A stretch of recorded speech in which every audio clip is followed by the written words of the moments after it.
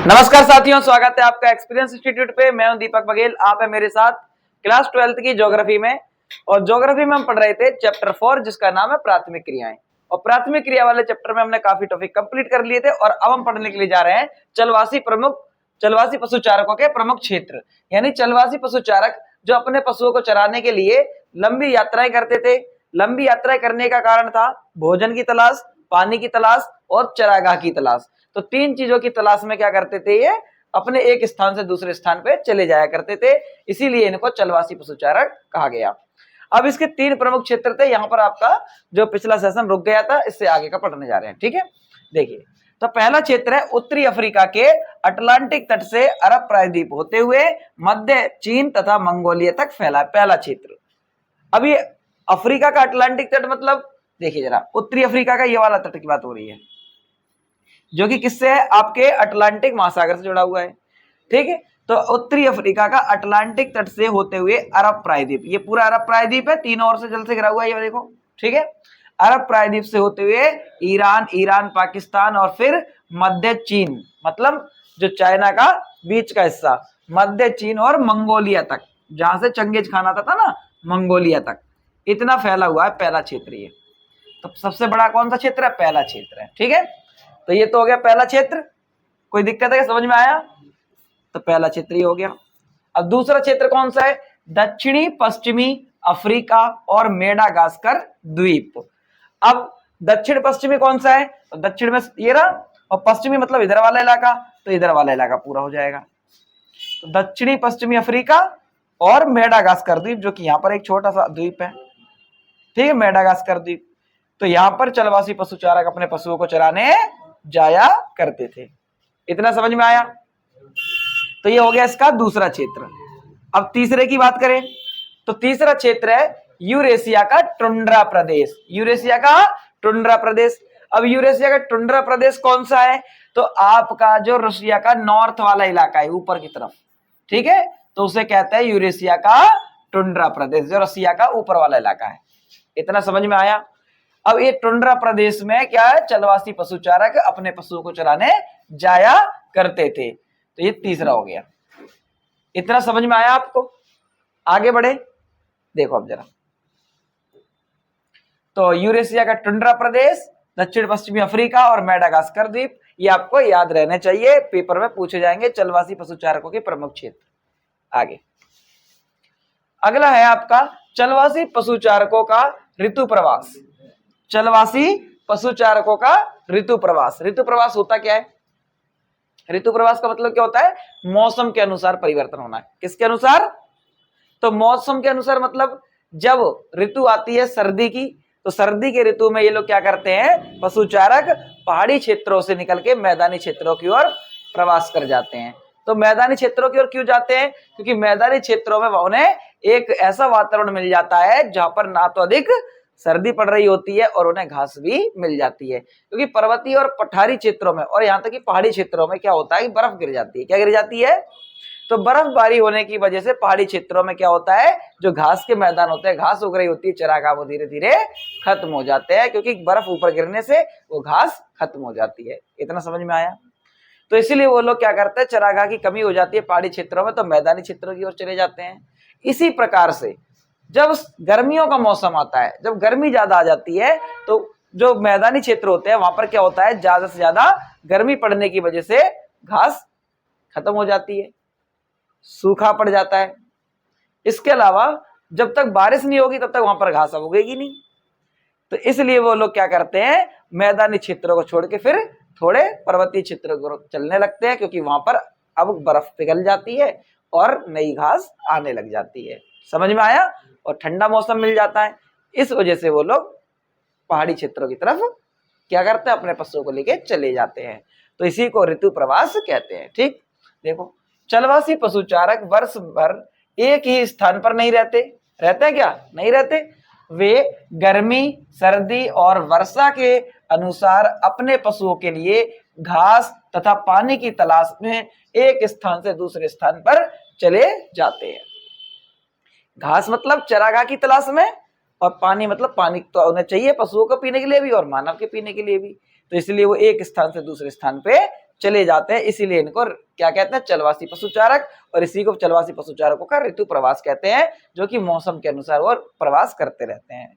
अब इसमें अंतर क्या आगे, भारत में ऋतु प्रवास क्या है, तो मौसमी प्रवास को ही ऋतु प्रवास कहते हैं। अब करने वाली प्रमुख पशुचारक कौन कौन से, जनजातियां कौन कौन सी हैं, तो भारत में ऋतु प्रवास करने वाली कुछ प्रमुख जनजातियां हैं, गद्दी, भोटिया। ठीक है, देखो हिमाचल प्रदेश में गद्दी समुदाय के लोग क्या करते हैं, ऋतु प्रवास करते हैं। बकरवाल करते हैं, कौन करते हैं, बकरवाल। और कौन करते हैं, जम्मू कश्मीर में क्या है, बकरवाल है। इसके अलावा भोटिया कहां पर है, उत्तराखंड में। तो गुज्जर जम्मू कश्मीर में और हिमाचल प्रदेश दोनों में है। तो आपको तीनों चीजें, आपको चारों नाम याद रखने हैं। तो भारत में ऋतु प्रवास करने वाली जनजातियां कौन सी हैं, गुज्जर, बकरवाल, गद्दी और भोटिया समुदाय के लोग क्या करते हैं, ऋतु प्रवास करते हैं। इतना याद रहेगा। इसके अलावा राजस्थान में एक और पूछा जाता है, कौन सा, राजस्थान में। राजस्थान में कौन करता है, तो बंजारा समुदाय के, कौन, बंजारा समुदाय कहा जाता है। इतना समझ में आया, आगे बढ़े चलिए। तो ऋतु प्रवास समझ में आ गया आपको, और कौन कौन सी जनजातियां ऋतु प्रवास करती है ये भी याद होगा। ठीक है, आगे बढ़े। अब चलवासी पशुचारकों की संख्या घटने के कारण क्या क्या है। अब चलवासी पशुचारकों की संख्या लगातार कम क्यों होती जा रही है। मैंने आपको पहले पढ़ाया अभी क्या, कि वो अफ्रीका से होते हुए पूरा अरब प्रायद्वीप, ईरान और मध्य चीन तथा मंगोलिया तक गए थे, है ना। चंगेज खान भी तो एक वहीं पर ऐसा ही था, पशुपालक ही तो थे वो वहां के लोग, चलवासी पशुचारक ही तो थे। घुमक्कड़ समुदाय, यायावर साम्राज्य पढ़ा था ना 11वीं क्लास में, तो उसमें क्या होता था, वो लोग अपने पशुओं को ही तो चराने के लिए एक स्थान से दूसरे स्थान में जाया करते थे। अब हम उसी के बाद पढ़ने के लिए जा रहे हैं कि अब चलवासी पशुचारकों की संख्या कम क्यों हो गई। पहले तो बहुत ज्यादा थी, अब कम क्यों होती जा रही है, क्योंकि अब क्या हो गया, देशों की सीमाएं यानी बॉर्डर फेंसिंग कर दी गई, कर दी नहीं कर दी, तार पट्टी लगा करके फेंसिंग कर दी, दीवार बना दी कि एक देश से दूसरे देश में लोग जा ही ना पाए। तो पाकिस्तान के लोग भारत में नहीं आ सकते, भारत के लोग पाकिस्तान में नहीं जा सकते। ठीक है, जा सकते क्या बिना वीजा के, अपने पशु को चराने के लिए तो बिल्कुल भी नहीं जा सकते। जाते क्या, नहीं। चाइना में नहीं जा सकते, जा सकते हैं, ईरान में नहीं जा सकते। तो सभी लोगों ने अपने बॉर्डर क्या कर दिए, सील कर दिए हैं। चारों तरफ से क्या लगा दी, बाउंड्री खींच दी, बाउंड्री खींच के तार पट्टी करके फेंसिंग करके अच्छे से अब बॉर्डर को सिक्योर कर दिया। इसके अलावा अब जब एक देश से दूसरे देश में नहीं जा सकते, क्या अब देश के अंदर होता है क्या ऋतु प्रवास, तो होता है आज भी, लेकिन कुछ ही जनजातियां करती हैं। जैसे हिमाचल प्रदेश में मैंने अभी बताया, होता नहीं होता, हाँ। लेकिन अब ये देश के अंदर भी ना बहुत सीमित हो गया है। क्या हो गया है, बहुत सीमित हो गया है। सीमित क्यों हो गया है, क्योंकि खुले चरागाह में खुली चराई कराना, यानी खुली चराई मतलब होता है कि पशुओं को ऐसे ही खुले में चराना। अब ये सरकार के द्वारा धीरे धीरे प्रतिबंध लगा दिया गया है कि आप खुले में जंगलों में पशुओं को नहीं चरा सकते, क्योंकि इससे होता ही है कि जंगलों को नष्ट हो जाते हैं, कई बार पेड़ पौधे कट जाते हैं, कई पौधे जो उग रहे होते हैं वो खत्म हो जाते हैं। इसके अलावा अब केवल जंगल ही थोड़ी है, जंगलों के आसपास खेतीबाड़ी भी हो रही होती है।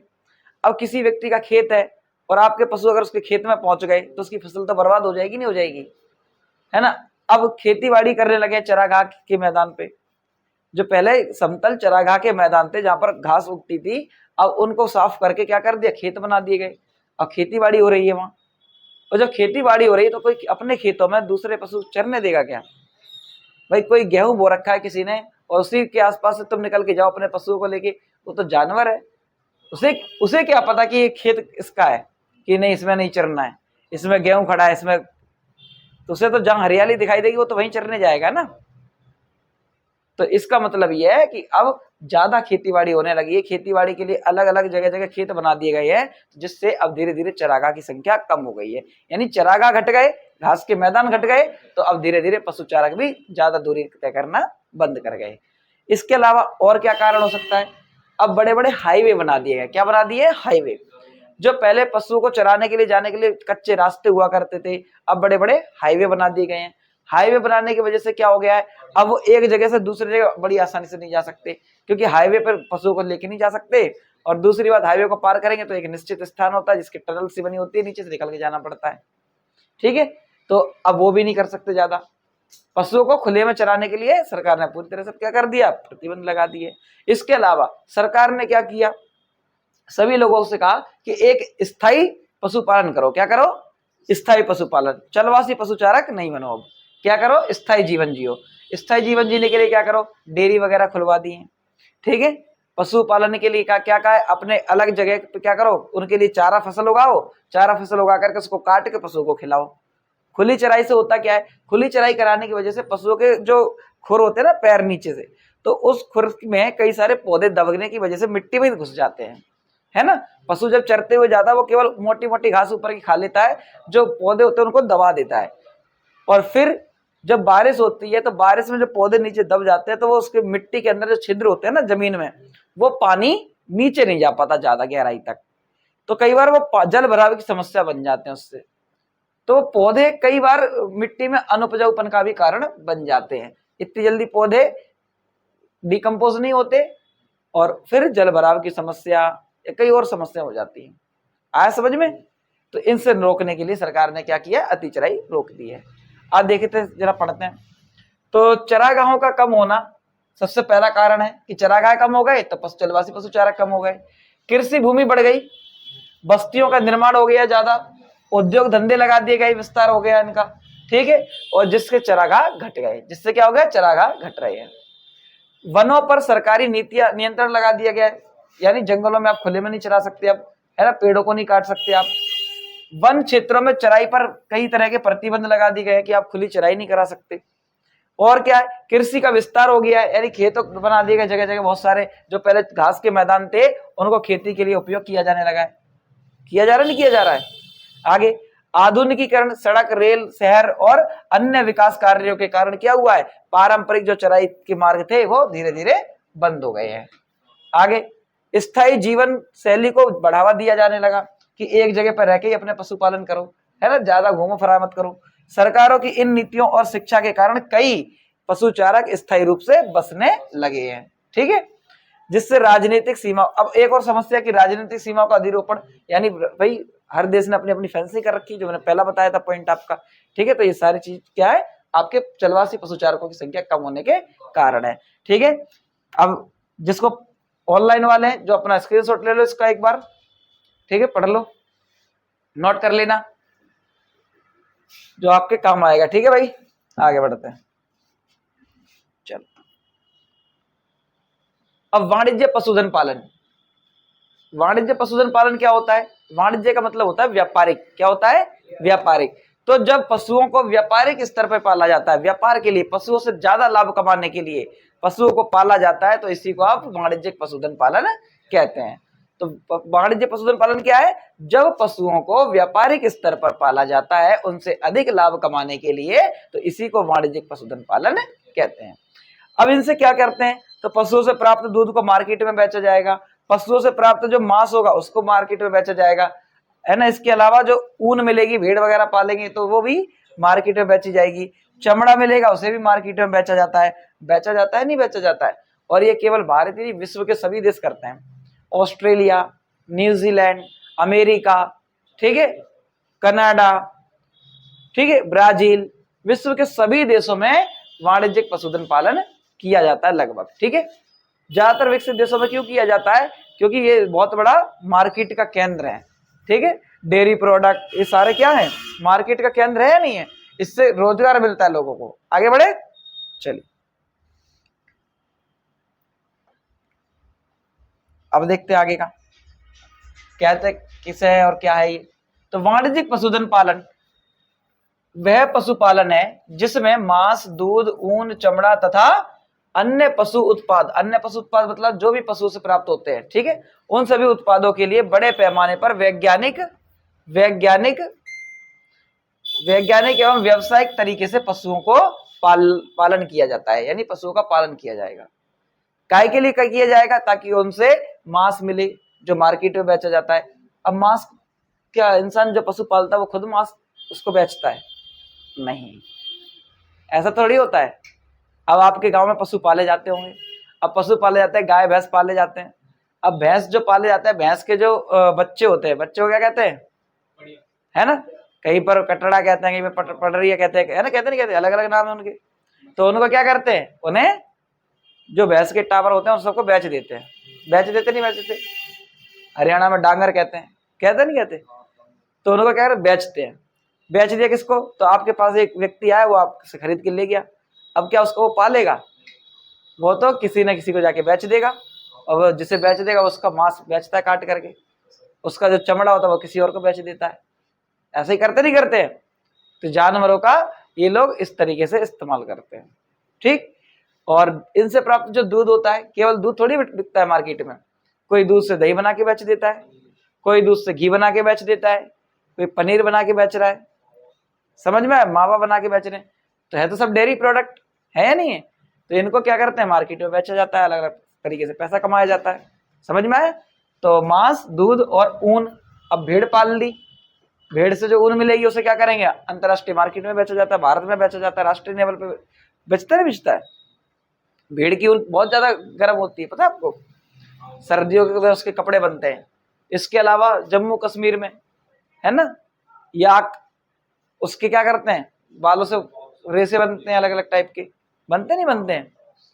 तो जो भी जानवर जो ऊन या रेसा, जिनके बड़े बड़े बाल होते हैं, उनसे क्या करते हैं, रेसे वगैरह तैयार करते हैं, फिर उनसे वस्तु बना के बेचते हैं, ठीक है। इसके अलावा चमड़ा प्राप्त होता है, उस चमड़े से क्या करते हैं, विभिन्न प्रकार के कपड़े बनते हैं, लेदर की बनते नहीं बनते, लेदर की बेल्ट बनती है, लेदर की जैकेट बनते हैं, लेदर के बैग बनते हैं, बनते नहीं बनते?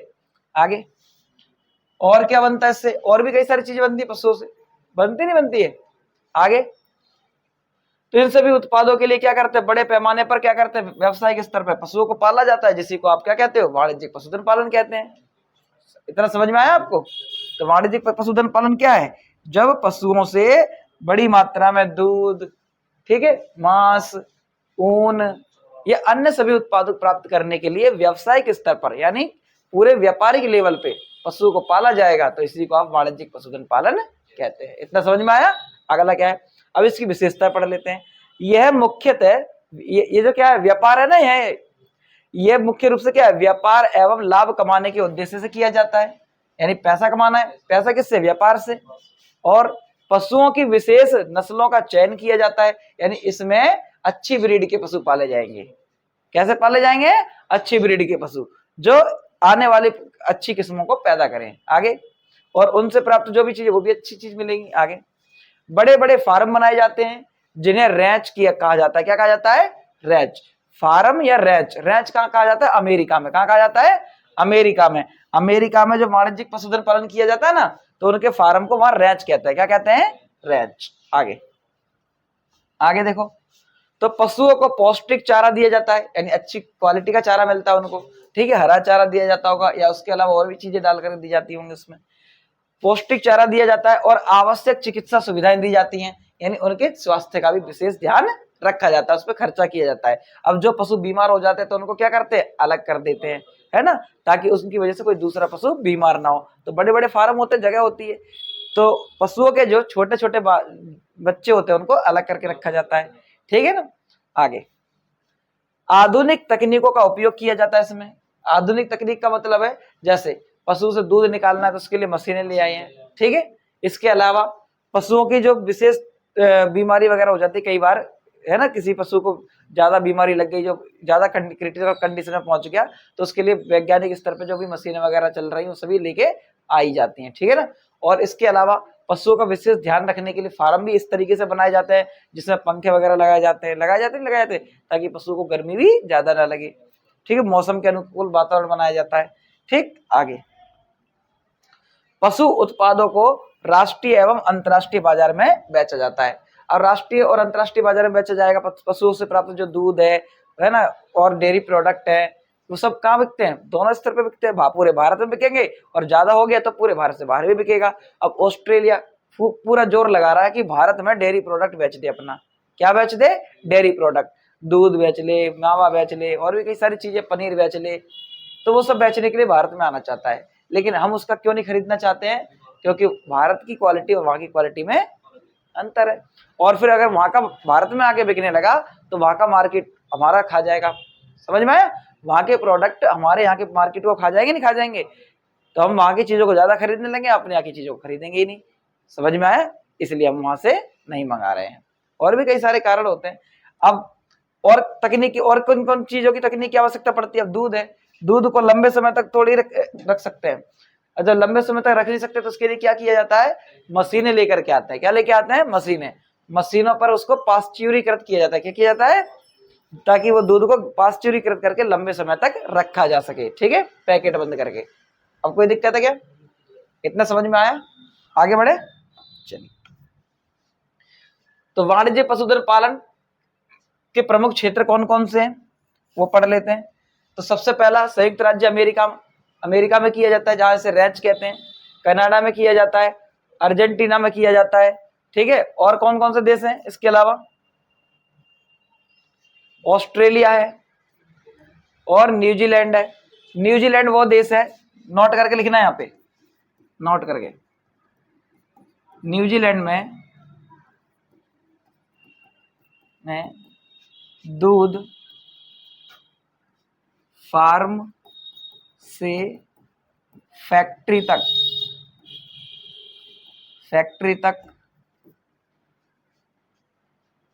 पाइपलाइन के माध्यम से भेजा जाता है। दूध की पाइपलाइन चलती है यहाँ। अब सोचो कितने लेवल पे उत्पादन होता होगा दूध का, भेजा जाता है। कई बार ऐसा भी देखने को मिलता है कि आपके एनसीईआरटी के उसमें लिखा मिलता है पेपर में कि किस देश में दूध को फैक्ट्री से घरों तक पाइपलाइन से भेजा जाता है। तो घरों तक भी देखने को मिल सकता है, फैक्ट्री से फार्म वाला भी मिल सकता है। तो पाइपलाइन के माध्यम से कहाँ भेजा जाता है, न्यूजीलैंड में, ठीक है, इतना याद रहेगा। हाँ, इंपोर्टेंट था। और ये बाकी क्षेत्र का हिसाब से अपना स्क्रीनशॉट ले लो जैसे लेना है। आगे बढ़ते हैं। देखिए, दक्षिण अफ्रीका के कुछ भागों में किया जाता है वाणिज्यिक पशुधन पालन। अब इसमें प्रमुख पशु कौन कौन से पाले जाएंगे, तो गाय, मांस और दूध दोनों प्राप्त होता है इसलिए पालते हैं। भेड़ से ऊन और मांस प्राप्त होता है इसलिए पालते हैं। घोड़े पालते हैं क्योंकि परिवहन की सुविधा मिल जाती है और अन्य सभी व्यवसायिक कार्य हो जाते हैं इससे, ठीक है ना। अब विदेशों में आपने देखा घोड़े की रेस वगैरह लगाई जाती है, पोलो गेम खेले जाते हैं। पोलो के घोड़े कितने महंगे बिकते हैं, बिकते नहीं बिकते, इसलिए। आगे अगला है कृषि। अगला क्या टॉपिक है आपका, कृषि, जो कि मोस्ट इंपोर्टेंट है। अभी तक हमने क्या क्या पढ़ लिया, अभी तक प्राथमिक क्रिया पढ़ रहे थे ना, प्राथमिक क्रियाएं। अब प्राथमिक क्रिया में कौन कौन सी चीजें पढ़ ली थी हमने। सबसे पहले हमने क्या पढ़ा था, आखेट एवं भोजन संग्रहण, ये पढ़ा था।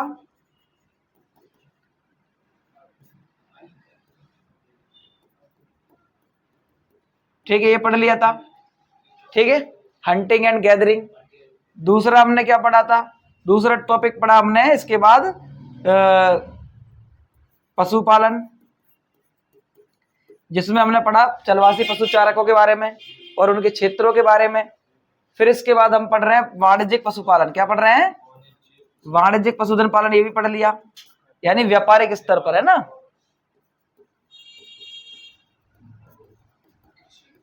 अब हमारा कृषि पे क्या आ रहा है, अब कृषि पढ़ेंगे, कृषि के टाइप्स पढ़ेंगे, कौन कौन सी कृषि की जाती है भारत में, कौन कौन सी फसलें उगाई जाती हैं। इसके अलावा और क्या पढ़ेंगे, कृषि के बाद खनन क्या पढ़ेंगे। और फिर ये सारे टॉपिक कंप्लीट होने के बाद, तो अभी हम इस पे हैं, ये दोनों आपके, ये वाला हो गया कंप्लीट, अब कृषि पे आ गए हैं, खनन वाला टॉपिक रह जाता है, ठीक है। तो कृषि वाला अभी पढ़ेंगे, पूरा नहीं पढ़ पाएंगे तो आगे बाद में पढ़ लेंगे। फिलहाल कृषि वाला टॉपिक चल रहा है, इतना समझ में आया आपको। जहां पे खनन पढ़ा देगा वहां पर आपका टॉपिक यानी चैप्टर कंप्लीट हो जाएगा। इतना समझ में आया आपको, आगे बढ़े चलिए। तो कृषि क्या है, कृषि वह प्राथमिक आर्थिक क्रिया है जिसमें मनुष्य फसल उत्पादन, पशुपालन और अन्य कृषि संबंधी कार्यों से क्या करता है, अपनी आवश्यकताओं की पूर्ति करता है और उससे आय प्राप्त करता है, तो वह कृषि कहलाती है। ठीक, आगे कृषि के प्रमुख प्रकार कौन कौन से हैं, तो निर्वाह कृषि। कौन सी, निर्वाह कृषि। निर्वाह कृषि क्या होती है, जो जीवन पालन के लिए की जाए। किसके लिए की जाए, जीवन पालन के लिए। जीवन पालन मतलब अपने जीवन चलाने के लिए क्या की जाए, खेती की जाए, तो उसी को आप क्या कहते हैं, निर्वाह कृषि कहते हैं। अब निर्वाह कृषि की शुरुआत आदि मानव काल से हो गई थी, जब मानव आदिम अवस्था में था, जब मानव कोई विकसित अवस्था में नहीं था। तो जब विकसित अवस्था में नहीं था तो उसे आप क्या कहेंगे, आदिकालीन निर्वाह कृषि कहेंगे। चलिए, तो थोड़ा बीच में रिदम टूट गया, तो पढ़ते देखा था कृषि क्या है। तो कृषि पढ़ रहे थे, निर्वाह कृषि। निर्वाह कृषि क्या होती है, जो जीवन पालन के लिए की जाए। किसके लिए की जाए, जीवन पालन के लिए की जाए। तो जब मानव आदिम अवस्था में था तो मानव ने कृषि की शुरुआत की। अब आदिम अवस्था में तो कृषि की शुरुआत कैसे की होगी? तो भाई पहले तो उसने खेत बनाए होंगे। क्या बनाए होंगे? खेत। अब खेत बनाने के लिए क्या किया होगा? पहले पेड़ों को काटा होगा। किसे काटा होगा? पेड़ों को काटा। काटा नहीं काटा? जगह जगह पेड़ थे, झाड़ियां थी, तो उनको काटा, साफ किया। अब उन पेड़ों को उसने क्या काट के जला दिया। क्या कर दिया? जलाया। तो काटा, काटने को क्या कहा गया? कर्तन। जलाया तो इसको दहन। कर्तन एवं दहन प्रणाली कहा गया इसको। ठीक है, इसी को तो पढ़ रहे हैं आदिकालीन निर्वाह कृषि। आदिकालीन का मतलब क्या है? आदि और कालीन। कालीन मतलब समय, आदि मतलब आदिम अवस्था। किसकी? तो मानव की। तो जब मानव आदिम अवस्था में था तो उस समय की कृषि कौन सी? जीवन पालन वाली। समझ में आया? तो आदि मानव के समय की जीवन पालन वाली कृषि पढ़ रहे हैं। तो उसमें क्या? मानव ने खेत बनाया। खेत कैसे बनाया? तो पेड़ों को काटा। काटा तो उसको क्या कहेगा? कर्तन। और जब उनको जलाया तो उसको कह दिया दहन। तो इसी को कहते हैं कर्तन एवं दहन कृषि। और इसमें फिर क्या किया इसने? तो अपनी फसल उत्पादन किया। फसल उत्पादन में कौन से? चारा फसल उगाई। कौन सी? चारा फसल, है ना। इसके साथ ही कुछ चारा फसल किसके लिए? तो पशुओं के लिए उगाई होगी। इसके अलावा इसने मक्का उगाई जिसका खुद का भी उपयोग कर सके। फिर बाद में आगे चल के गेहूं, चावल वगैरह उगाने लगा होगा। ठीक है ना। अब इसमें होता क्या है खेती बाड़ी करते समय? मान लीजिए खेतों का जब खेत बनाएंगे तो छोटा बनाएंगे, ज्यादा बड़ा नहीं बनाएंगे, और परिवार के सदस्य मिलकर काम करेंगे इसके, है ना। और उस समय कोई औजार नहीं होते थे ज्यादा बड़े, ट्रैक्टर तो चलता ही नहीं था। तब ऐसे में क्या करते थे? लकड़ी का हल बना लिया, है ना, पत्थर के औजार बना लिए, फावड़े बना लिए, तो उनसे क्या करते थे? खेती बाड़ी करते थे। ठीक। अब उनसे खेती बाड़ी करते थे तो खेती बाड़ी करने के लिए खेत का आकार भी छोटा होता था। ठीक है। और इसमें उतना ही उत्पादन करते थे जितना वो खा सकें।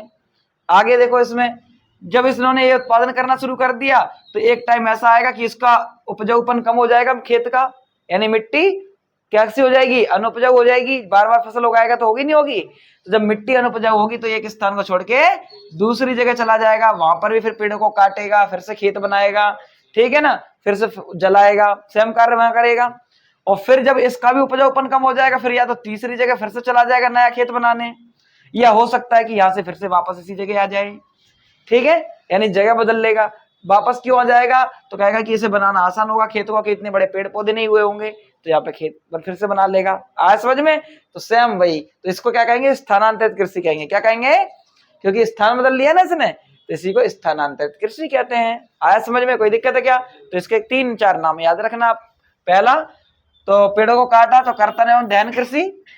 अब खेत बदले तो स्थानांतरित कृषि।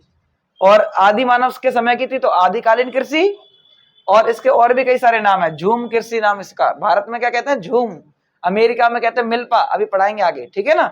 और इसके अलावा अब जब मानव अपने जीवन पालन के अलावा खेती से ज्यादा लाभ कमाने लगे, क्या करने लगे?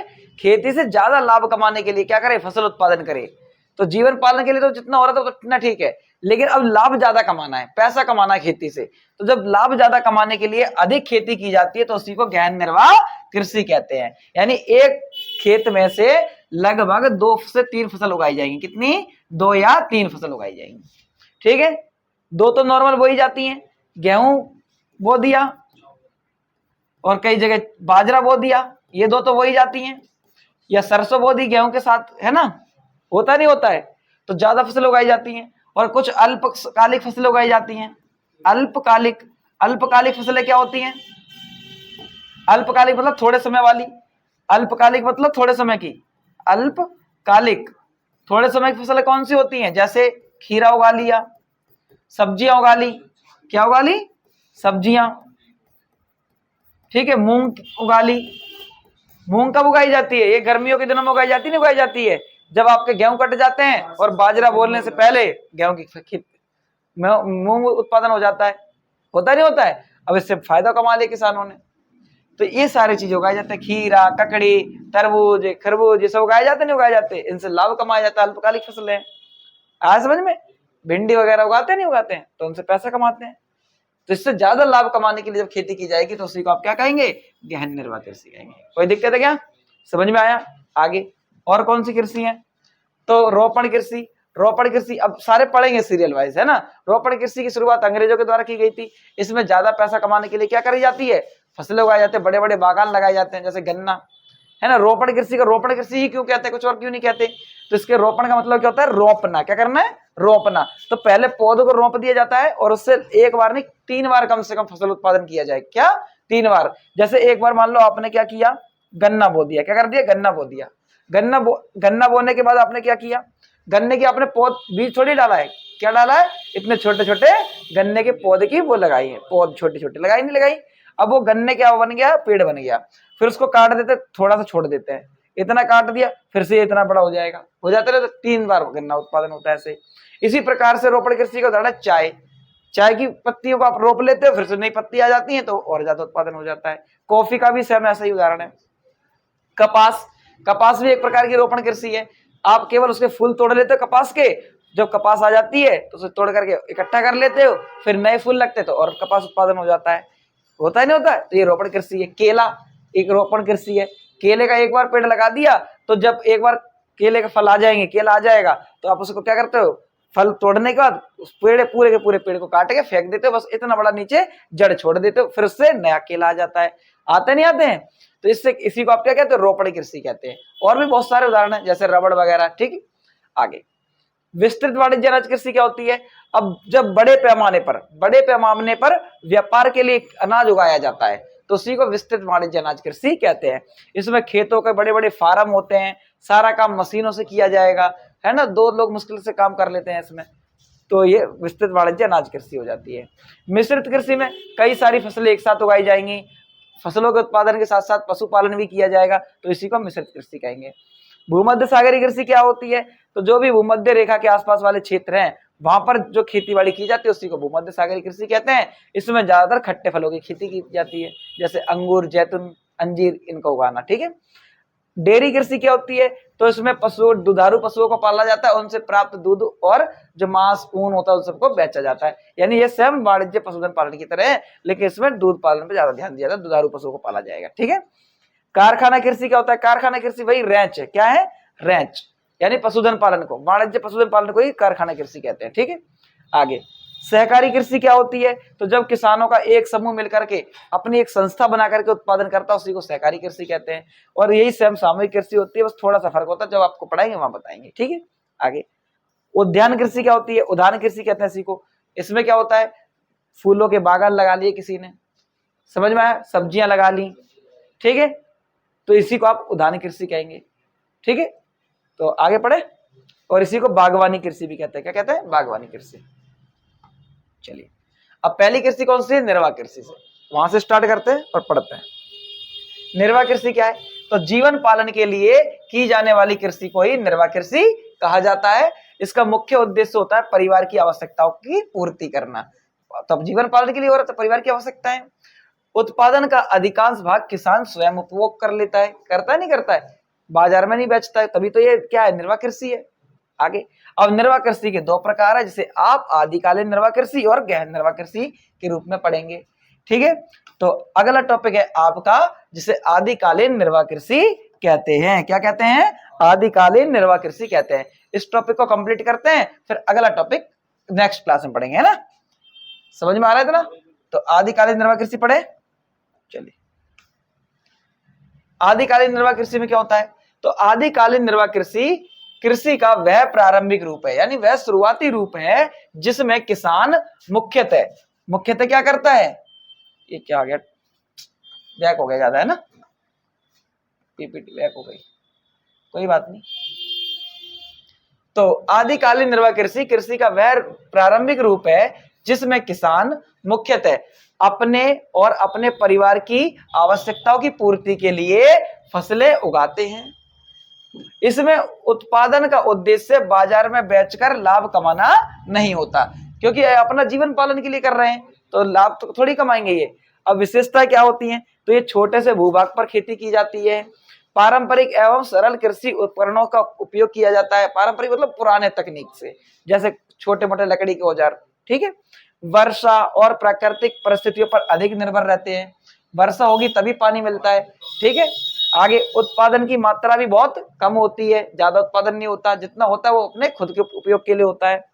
परिवार की आवश्यकताओं के लिए मुख्य रूप से उत्पादन किया जाता है और श्रम की आवश्यकता अधिक होती है लेकिन पूंजी और तकनीक का उपयोग कम किया जाता है। क्यों? क्योंकि इतना पैसा नहीं होता और परिवार के सदस्य मिलकर काम करते हैं, इसलिए श्रम ज्यादा लगता है। ये देखो कर रहे नहीं करते, पहले पेड़ को काटा, जलाया, फिर खेत बनाया, मैदान बनाया, बनाया नहीं बनाया, फिर यहाँ पे खेती बाड़ी करेंगे ये लोग।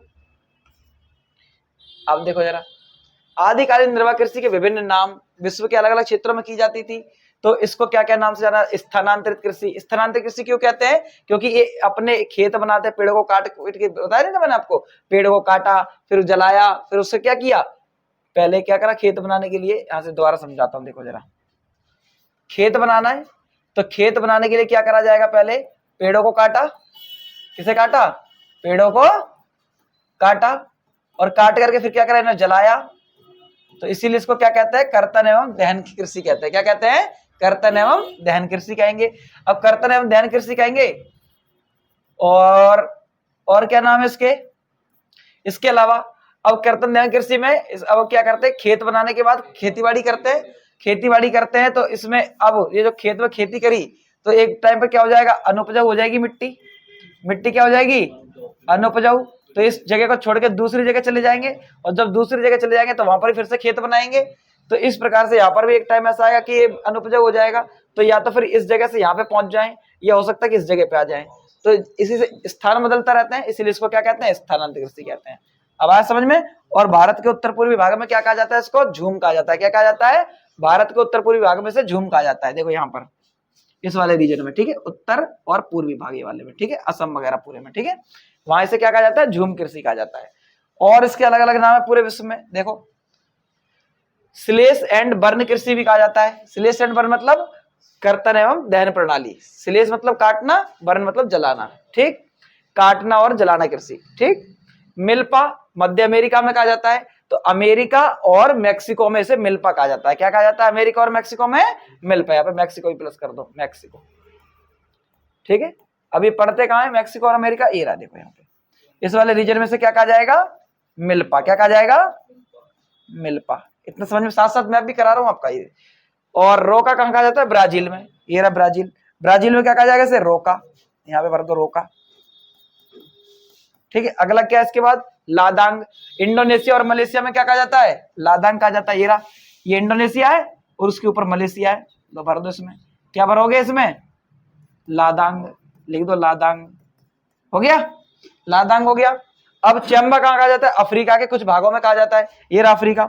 अफ्रीका में कहीं पर भी आ जाए, यहाँ आ जाए भरने के लिए, अफ्रीका वाले एरिया में आ जाए, यहाँ पर आ जाए इधर की साइड वाले एरिया में, तो क्या लिखोगे आप? चेम्बा। आगे मासोल कहाँ कहा जाता है? कांगो में कहा जाता है। कांगो कहाँ? ये रहा कांगो, डेमोक्रेटिक रिपब्लिक कांगो। यहाँ पर क्या लिखोगे आप? यहाँ पर कांगो में कौन सी जगह है?